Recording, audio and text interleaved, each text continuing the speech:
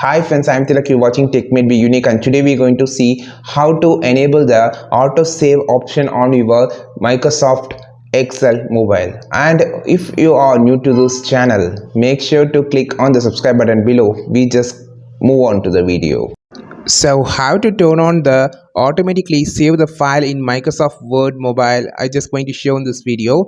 So if your files are not automatically saving on your app, you just need to turn on the setting to save the files automatically. So it's actually simple. I'm just going to show. For an example, I am here just going to type something like here and click OK. Now click on this three dot option. You will see option called setting on the bottom. Just click this, and then you just need to scroll down. You will see this option on the general called auto save.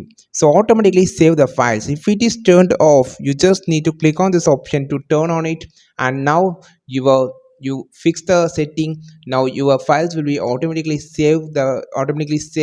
And don't worry, this option enable it.